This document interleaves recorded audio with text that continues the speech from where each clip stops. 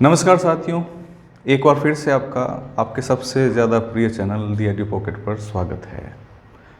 Active passive की series में आज हम शुरू करने वाले हैं कि यदि सेंटेंस में कहीं पर भी इन्फिनेटिव दिया हुआ है तो उसका पैसिव किस तरीके से बनाया जाता है, हम वो शुरू करेंगे। तो चलो शुरू करते हैं। सबसे पहले आप देखें कि ये इन्फिनेटिव जो शब्द है इससे हम क्या समझते हैं और सेंटेंस में हमें ये कहाँ दिया हो सकता है। ध्यान देना, इन्फिनेटिव जो बनता है वो रूट फॉर्म से ही बनता है और रूट फॉर्म के पहले यदि प्रीपोजिशन टू ऐड हो जाए तो इसको हम इन्फिनेटिव कहते हैं। हमने इसको 10 सीरीज के दौरान 5th फॉर्म बोला था, ये 5th फॉर्म होगी। ठीक है, जब भी हम 5th फॉर्म का उपयोग करेंगे, ये जो 5th फॉर्म है वो हिंदी में हमेशा, ये जो क्रिया है इसको यदि आप हिंदी में ट्रांसलेट करें, हिंदी में अगर ट्रांसलेट करेंगे तो जो क्रिया है उसके साथ ना की ध्वनि आएगी। जाना, खाना, उठना, बैठना, भागना, दौड़ना, मदद करना, होमवर्क करना, लिखना, पढ़ना, है ना, इस तरह से आएगी। अब सेंटेंस में इन्फिनेटिव का जब हम पैसिव बनाएंगे तो मिनिमम जो रिक्वायरमेंट है उस सेंटेंस में वो क्या होनी चाहिए, उसकी हम बात करें इस वर्ब के संदर्भ में। तो इस वर्ब से पहले एक आपको हेल्पिंग वर्ब दी हुई होगी, और इस हेल्पिंग वर्ब के रूप में क्या हो सकता है उसकी भी अगर हम बात करें तो वो is, am, are, was, were, has, have, had, will have, shall have and so on। मतलब कहीं पर भी ये जो है ना, जहाँ पर भी हमने will have, shall have बोला है, ये will have, shall have, could have, should have, would have ये दिया होगा किससे पहले, इस रूट फॉर्म के पहले जो टू दिया हुआ है इस पार्ट से पहले की तरफ, है ना। इसके संदर्भ में हम कुछ एग्जाम्पल देखते हैं कि वो इन्फिनेटिव होता क्या है। जैसे मान लो मैं ये लिखूं कि I am to teach you. अब आप देखो, I am to teach you, यहाँ पर ये देखो इन्फिनेटिव वाला पार्ट है, इससे ठीक पहले एक ऑक्सिलरीज, एक हेल्पिंग वर्ब दी हुई है। वो प्रेजेंट की हो सकती है, पास्ट की हो सकती है, फ्यूचर की हो सकती है, किसी की भी हो सकती है। अब यहाँ पर यदि मैंने लिखा I am to teach you, मुझे तुम्हें पढ़ाना है, मतलब इस व्यक्ति ने पहले से ही तय कर लिया था, यानी कि जब किसी से कह रहा है I am to teach you तो इसके माइंड में पहले से ये तय है कि उसको क्या करना है, पढ़ाना है। जैसा कि मैंने आपको यहाँ समझाया, हिंदी की क्रिया के साथ क्या लगता है, ना लगता है। आया समझ में। अब ऐसे सेंटेंसेस का हमें पैसिव बनाना है। तो सबसे पहले आप देखें कि मान लो इसी सेंटेंस को यदि हम लेवें, जैसे ये एक्टिव में दिया हुआ है तो इसका स्ट्रक्चर एक्टिव में क्या होगा, थोड़ा उसको समझें। ये आपका सब्जेक्ट होगा, है ना। इस सब्जेक्ट को आप डूअर कह सकते हैं। डूअर का मतलब ये भी हम डिस्कस कर चुके हैं, कर्ता, और कर्ता का मतलब कार्य को संपन्न करने वाला, कार्य करने वाला। The person who acts the action, who completes the action, that is doer. Okay, तो ये सब्जेक्ट आएगा, उसके बाद में एक हेल्पिंग वर्ब आएगी, जैसा कि मैंने आपको यहाँ पर समझाया था। इनमें से एक हेल्पिंग वर्ब यहाँ पर आएगी। आया समझ में। उसके बाद आप देखें यहाँ पर इन्फिनेटिव वाला पार्ट होगा। इन्फिनेटिव का मतलब यहाँ पर विद टू से है, क्योंकि इन्फिनेटिव जो है वो विद टू भी होता है और विदाउट टू भी होता है। हम बात किसकी कर रहे हैं, विद टू की। ठीक है। तो क्योंकि इन्फिनेटिव जो है वो कई बार टू के साथ शो किया जाता है और कई बार टू हिडन रहता है, उसको लिखने की ज़रूरत नहीं पड़ती। तो हम बात किसकी कर रहे हैं, जिसके साथ टू हो।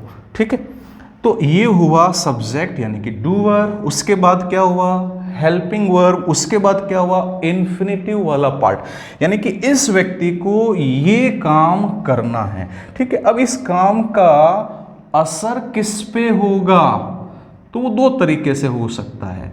यहां पर कोई क्या का जवाब वाला हो सकता है और कोई किसे या किसको के जवाब वाला भी हो सकता है।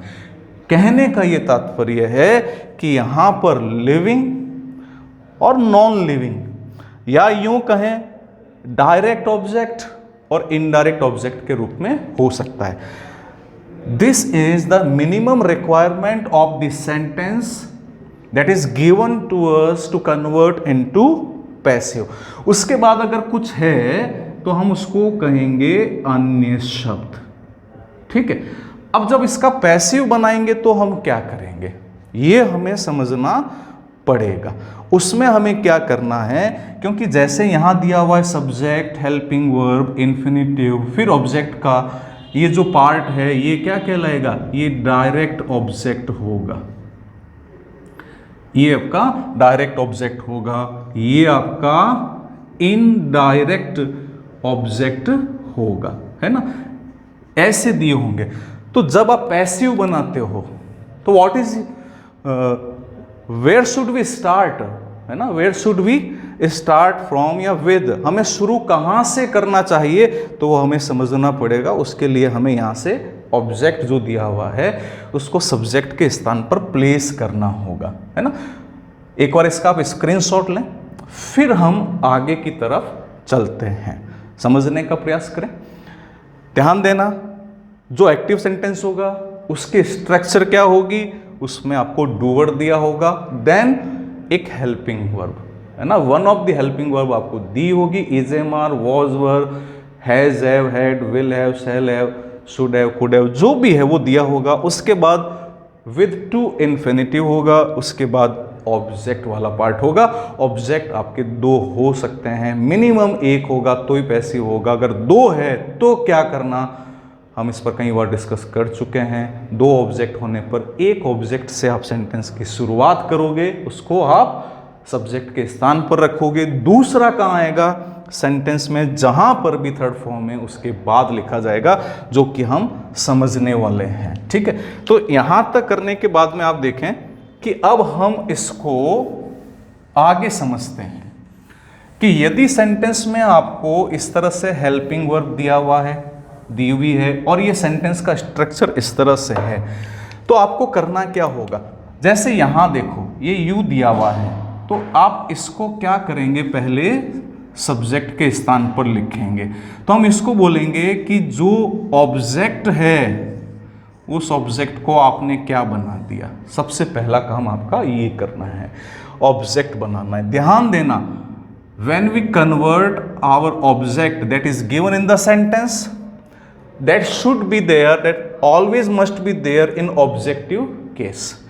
We must convert the objective case into subjective case. If you find there noun, there is no need to convert it. Noun है तो कुछ बदलना नहीं है. If you have there pronoun, that must be converted into subjective case. Me दिया हुआ है, I होगा. Them दिया हुआ है, they होगा, है ना, इस तरह से। अब दूसरा क्या करना, यहां पर जो हेल्पिंग वर्ब का पार्ट है उसको वापस लिखना, यानी कि जो हेल्पिंग वर्ब है वो आएगी। लेकिन ध्यान ये रखना है कि यदि यहां इज है तो ये अपने ग्रुप में से आएगी, यानी कि इज है तो ग्रुप में से एक, इज एम आर में से एक आएगी, और वो सिलेक्शन किस आधार पे होगा, आपका सब्जेक्ट यदि एक वचन है तो एज होगा, आई है तो एम होगा, बहुवचन है तो आर का उपयोग होगा। ठीक वैसे ही यदि सेंटेंस में हैज दिया हुआ है तो आपके पास विकल्प वहां पर हैज या हैव में से किसी एक को सेलेक्ट करने का होगा। एक वचन है तो आप हैज के साथ जा सकते हो, अगर बहुवचन है तो आपको किसके साथ जाना होगा, हैव के साथ जाना होगा। ठीक है, तो हमने ये लिया। तो सबसे पहले आप क्या करोगे, ऑब्जेक्ट्स को सब्जेक्ट में बदलोगे। उसके बाद आप क्या करोगे, उसके बाद आप क्या करोगे, जो दिया हुआ है, जैसे यहां पर एम दिया हुआ है तो आप उसको इज, एम, आर में से किसी एक में कन्वर्ट करोगे। ठीक है, अब क्या करोगे, अब यहां पर जो ये टू टीच दिया हुआ है, आप टू को एज इट इज लिखें, ये टू, लेकिन उसके बाद में आपको बी लिखना है, फिर इस टीच की थर्ड फॉर्म, तो इसको हम यूं लिखेंगे कि उसके बाद आपको third form of the given root form, जो भी आपको रूट फॉर्म दी हुई है उसकी थर्ड फॉर्म का यूज करना है। ऑब्जेक्ट को सब्जेक्ट बनाया, एक हेल्पिंग वर्ब का उपयोग किया, टू बी थर्ड फॉर्म।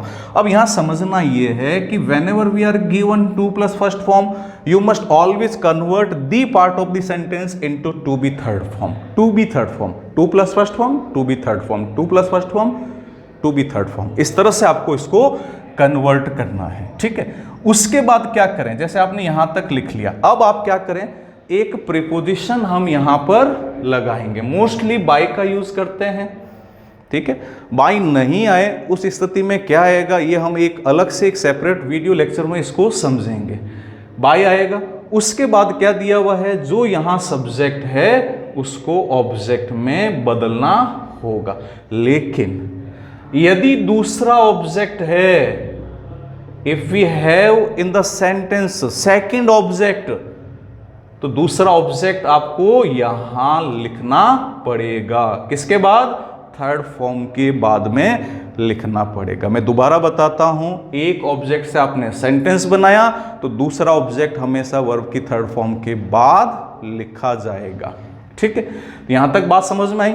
अब एक काम करते हैं, ये जो अभी सेंटेंस मैंने आपको यहां लिखवाया था, इसी को हम कन्वर्ट करके लिखते हैं। जैसे I am to teach you, और यहां मैं एक शब्द जोड़ देता हूं, English. In this situation we have two object in this sentence, object number 1, object number 2। Okay, in this situation we have two objects in the given sentence that we want to convert into passive, हम उसको passive में बदलना चाहते हैं। तो क्या करें, सबसे पहले काम किस पे हो रहा है, यू पे हो रहा है, और क्या काम हो रहा है, मतलब किस पे काम हो रहा है, इंग्लिश पे, यानी कि क्या का जवाब इंग्लिश है, और व्यक्ति की बात करें किससे, तो वो आता है यू। शुरू किससे करें, सबसे पहले ऑब्जेक्ट को सब्जेक्ट में बदलें, आप किसी को भी बदल सकते हो। आपको यह समझाया हुआ है कि ध्यान देना कि इनडायरेक्ट है तो आप उसको पहले लेके आए, क्यों लेके आए ये भी समझाएंगे आपको, लेकिन यहां ध्यान देना आप दोनों में से किसी से भी शुरू कर सकते हैं, पर यदि इनडायरेक्ट ऑब्जेक्ट है तो शुरुआत हम पहले उससे करें, तो एक गलती आगे होने से बच जाएगी। क्योंकि जब आप यहां पर दूसरा ऑब्जेक्ट लिखोगे, अगर दूसरा ऑब्जेक्ट पीछे की तरफ यदि आपका वहां पर इनडायरेक्ट ऑब्जेक्ट हुआ, तो यहां पर 4 या 2 का उपयोग करना होता है। तो एक एडिशनल नॉलेज है जो कि हमें एक्वायर करना पड़ेगा यदि आप इनडायरेक्ट ऑब्जेक्ट को पीछे रखना चाहते हैं। ध्यान देना, किसको, 4 या 2 को यहां पर दूसरे ऑब्जेक्ट से पहले आपको लिखना पड़ेगा। अब इसको हम करते हैं। सबसे पहले आप देखो, इसमें ऑब्जेक्ट हमने यू लिया, ये हो गया पहला पार्ट। हेल्पिंग वर्ब यहां एम है, तो यू के साथ क्या आएगा, आर, क्योंकि एम का ग्रुप क्या है, इज, एम, आर। ओके, उसके बाद क्या करें, टू बी। अब यहां वर्ब की फॉर्म है टीच, उसकी थर्ड फॉर्म पास्ट पार्टिसिपल क्या हो जाएगा, टॉट। ओके, अब टॉट आ गया। अब यहां दूसरा ऑब्जेक्ट आपको दिया हुआ है, तो क्या करेंगे, निश्चित रूप से हम क्या करेंगे, इंग्लिश शब्द का यूज यहां पर करेंगे एज ए, ये ऑब्जेक्ट है, दूसरा ऑब्जेक्ट है, ये व्हाट का जवाब है, तो यहां हम लिखेंगे इंग्लिश। तो ये हो गया, you are to be taught English. Then यहां एक प्रीपोजिशन आएगा जैसा कि हमने यहां लिखा। अब आप देखें, प्रीपोजिशन के बाद में यहां आई दिया हुआ है, हमें अच्छी तरह से पता है कि आई मी में बदलता है। मेरा एक प्रश्न आप लोगों से, आई को मी में क्यों बदला जाता है, so many times we hear and we are taught.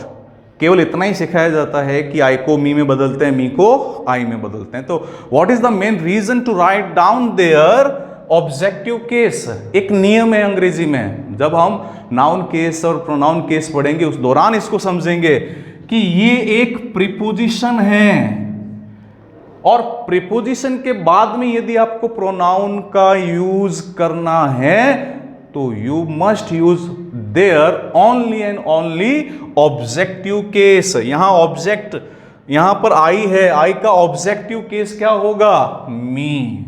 That is the main reason to write down their objective case. ये आपको समझना पड़ेगा। तो देखो, you are to be taught English by me, ये इसका पैसिव हुआ। अब इसको आप इंग्लिश से बनाएं, ठीक है। अब आप इसको इंग्लिश से बनाएंगे तो क्या होगा? अगर मैं ऐसे लिखूं, English is to be taught, यहां तक तो सेम है। अब यहां किसको पढ़ाई जा रही है? तो यहां पर एक शब्द जो है वो कौन है? यू। यहां मैं लिखूंगा टू यू। देखो, ये ध्यान रखना कि जब भी आप जो इनडायरेक्ट ऑब्जेक्ट को पीछे रखते हो तो वहां अधिकतर स्थितियों में टू, कभी फोर, और कभी कभी दोनों का इस्तेमाल ना करके किसी को डायरेक्ट भी लिखा जा सकता है।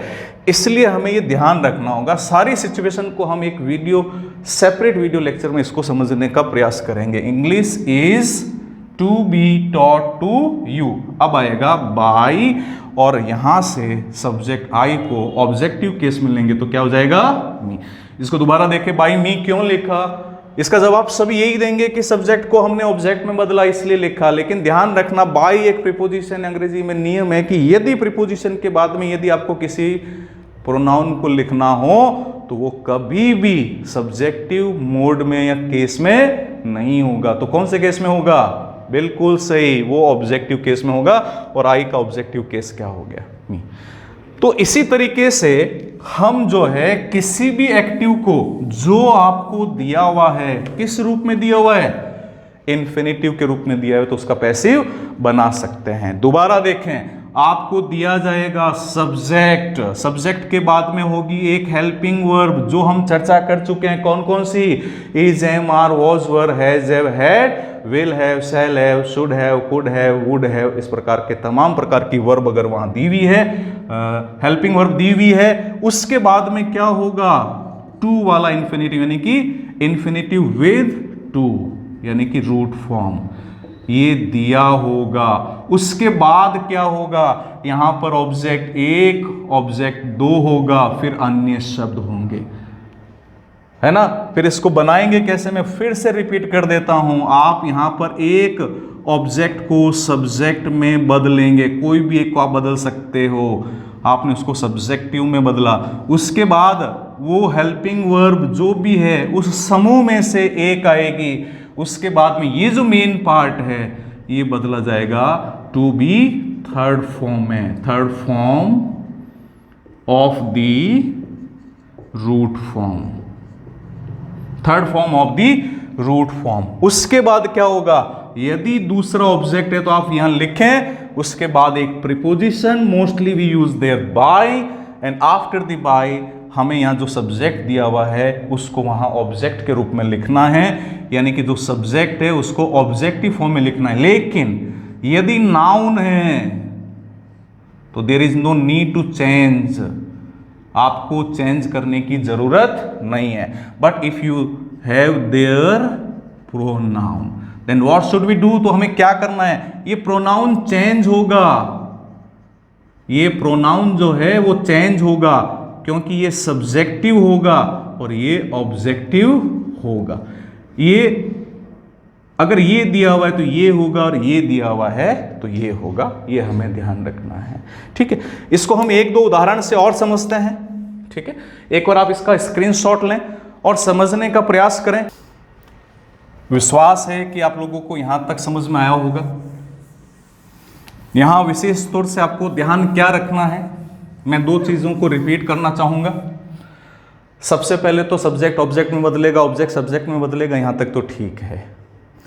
हेल्पिंग वर्ब दी हुई होगी, उसको रिपीट करना है। कैसे करना है? इज एम आर है तो इनमें से एक आएगा, हैज है तो हैज में से कोई एक आएगा, वॉज है तो वॉज वर्ब में से एक आएगा, है ना, ये ध्यान रखना होगा। दूसरा, सब्जेक्ट को जब आप ऑब्जेक्ट में बदलते हो और ऑब्जेक्ट को सब्जेक्ट में बदलते हो तो वहां यदि आप प्रोनाउन पाते हो तो ध्यान रखना कि बाई के बाद ऑब्जेक्टिव केस का यूज होता है प्रोनाउन के। अगर वह नाउन है तो कोई चेंज नहीं होगा, और यदि ऑब्जेक्टिव केस के स्थान पर यदि आपको प्रोनाउन ऑब्जेक्टिव केस में मिलता है तो उसको सब्जेक्टिव बनाते समय उसको हमें सब्जेक्टिव केस में बदलना होगा। ये दो चीज़ें आपको ध्यान रखनी है। अब इसके उदाहरण देखो, जैसे मान लो मैंने लिखा he has to write a letter, ये एक हमने सेंटेंस लिखा। कैसे बदलेंगे? तो ध्यान दें बेटा, ये जो पार्ट है ना ये क्या होगा? हैज और हैव, ये टू वाला टू बी थर्ड फॉर्म होगा, ये ध्यान रखे हैं। ये पार्ट पीछे जाएगा तो ये हो जाएगा बाई हिम, ये पार्ट आगे आएगा ए लेटर, ए लेटर। अब यहां देखो, यहां हैज या हैव में से कौन आएगा? तो आपको याद रखना है ये एक है तो हैज हो जाएगा। यदि ये लेटर्स होता, सपोज अगर ये लेटर्स है तो यहां पर आप किसका यूज करेंगे? हैव का। इसी तरीके से आप देखें एक और example, my brother was to open the door, ये सेंटेंस दे दिया आपको। कैसे बदलेंगे? फर्स्ट ऑफ ऑल देखो कि काम किस पे हो रहा है? डोर पर। आपका ऑब्जेक्ट कौन है? डोर। काम किस पे हो रहा है? या वो काम किसी व्यक्ति से संबंधित है क्या? जैसे राम को मोहन को पढ़ाना है, तो किसको पढ़ाना है? मोहन को। दो आपका क्या हो जाएगा? अब आपका सब्जेक्ट बनेगा। In this situation we have here the door as an object and what should we do? The door must be converted into subject. ये सब्जेक्ट के रूप में बदलेगा, लेकिन इसके रूप में कोई बदलाव नहीं होगा बिकॉज इट इज क्या है? ये नाउन, तो ये हो जाएगा दी डोर। ओके, अब देखो यहां क्या है? वॉज। डोर भी एक वचन है, सिंगुलर है, तो ये वॉज का वॉज हो जाएगा। अब ये क्या होगा? यही तो सबसे बड़ी बात है। Whenever we have in the situation to plus first form, to plus first form will be converted into to be third form, and as per the rule to be open, we have to write down there to be open. The door was to be open. Okay, then a preposition. अब preposition के बाद आप देखें my brother, अब ये complete sense में आएगा। Brother अपने आप में इस स्थिति को कंप्लीट नहीं करता। ब्रदर किसका? माई, ये तो कंप्लीट पीछे जाएगा। आप इसको लिखोगे माई ब्रदर, है ना। ये पॉजेसिव है इसलिए इसमें कोई चेंज नहीं होगा। आया समझ में? तो यहां तक हमने समझा। एक उदाहरण हम और लेते हैं, देखो इसमें किसी को दिक्कत? वापस बता देता हूं कि इन्फिनेटिव क्या होता है। Infinitive to plus root form होती है। हिंदी में इन्फिनेटिव का अर्थ क्या होता है? क्रिया के साथ ना लगाना उसका काम होता है, या हिंदी के साथ ना का अर्थ, वो हिंदी में क्रिया के साथ ना का अर्थ देता है। एक देखें, I had to complete my HW। देखो कैसे होगा? तो यहां आपका ऑब्जेक्टिव पार्ट कौन सा है? ये आपका सब्जेक्ट है, ये आपकी हेल्पिंग वर्ब है, ये इन्फिनेटिव वाला पार्ट है, और ये आपका ऑब्जेक्ट है। दूसरा ऑब्जेक्ट इसमें नहीं है। क्या करेंगे? ऑब्जेक्ट को सब्जेक्ट बनाते हैं। माई HW सिंगुलर माना जाएगा। हेड है तो हेड के साथ सिंगुलर और प्लूरल दोनों में ये हेड ही रहेगा। हेड का हेड। अब यहां देखो, to plus first form will be must be converted into to be third form. You must remember the concept. Whenever we have in the sentence to plus first form, always must be converted into to be third form. In this situation, we have to complete will be converted into to be completed. Okay, to be completed, है ना। My SW had to be completed. अब यहां पर agent कौन है, करने वाला कौन है, आई। तो आप यहां एक प्रीपोजिशन लिखेंगे, but I is here in subjective case, but here we have a preposition. Okay, then हम आई को पीछे ले जाएंगे, तो यहां नियम क्या कहता है कि whenever we have preposition and after the preposition we want to write down there a pronoun. तो प्रोनाउन कैसा होगा, ऑब्जेक्टिव केस में होगा, और आई का ऑब्जेक्टिव केस क्या होगा, मी। ये इसके कुछ एग्जाम्पल थे।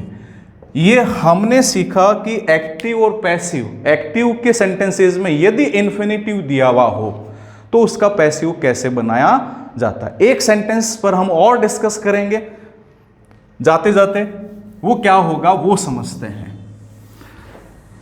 देखो, आमतौर पर गो क्रिया अगर कहीं दी हुई है तो उसका पैसिव बनता नहीं है। सपोज जैसे सेंटेंस दिया हुआ है, I am going to teach you Hindi. मैंने ये एक सेंटेंस लिखा, यहां आप देखो क्या है, एम तो है हेल्पिंग वर्ब, और ये इन्फिनिटिव भी है, लेकिन बीच में क्या है, गोइंग। आपको इसको नहीं छेड़ना है, ये पार्ट इसके साथ माना जाएगा।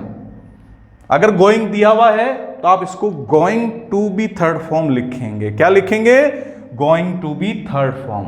whenever we have going to plus first form या going to infinitive, then what will be our answer, going to be third form, है ना। बस इतना ही ध्यान रखना है, बाकी चीजें सेम रहेगी।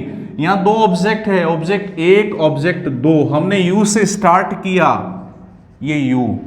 अब क्या करें, अकॉर्डिंग टू यू यहां एम है तो यहां कौन सा ग्रुप काम करेगा, इज एम आर वाला, तो यू के साथ क्या आएगा, आर। ओके, अब इन्फिनिटिव पर हमें काम करना है, गोइंग दिया हुआ है, कुछ नहीं करना, पड़ा रहने दो। क्या हो जाएगा, गोइंग का गोइंग। अब टू बी टीच की आ जाएगी थर्ड फॉर्म, क्या हो जाएगा, ये हो जाएगा टॉट। अगेन हम उस जगह आगे जहां पर हमने अभी अभी आपको बताया था, क्या लिखना है वहां पर, देखो दूसरा ऑब्जेक्ट है वहां पर, कौन सा है, हिंदी दिया हुआ है, आपको हिंदी वापस लिखना है। ये हमने लिखा हिंदी। अब एजेंट कौन है, क्या उसको मेंशन करना जरूरी है, तो आप देखें यहां पर आई दिया हुआ है, ऑब्जेक्टिव केस में जाएगा, यहां पर एक प्रेपोजिशन लिखा जाएगा। अब इसके बाद में आई का ऑब्जेक्टिव केस आएगा। क्यों, क्योंकि ये नियम है कि यदि किसी प्रेपोजिशन के बाद ऑब्जेक्टिव, यदि किसी प्रेपोजिशन के बाद यदि आप प्रोनाउन का यूज करते हो तो वो ऑब्जेक्टिव केस में होगा। ये आपको समझना है, आया समझ में। इस प्रकार से हमने सीखा कि कैसे इन्फिनिटिव यदि एक्टिव में दिया हुआ है तो उसको पैसिव में कन्वर्ट कैसे किया जाता है। वीडियो समझ में आया हो आपको अच्छी तरह से तो आप कमेंट बॉक्स में ज़रूर लिखें, उसमें कुछ कमी या आप कुछ चाहते हैं उसको भी आप कमेंट बॉक्स में ज़रूर लिखें। पसंद आया हो तो आप इसको लाइक करें, शेयर करें, और अभी तक यदि आपने चैनल को सब्सक्राइब नहीं किया है तो अपने प्रिय चैनल को आप सब्सक्राइब भी कीजिएगा। Thank you very much. देखते रहिए और अपना प्यार देते रहिए।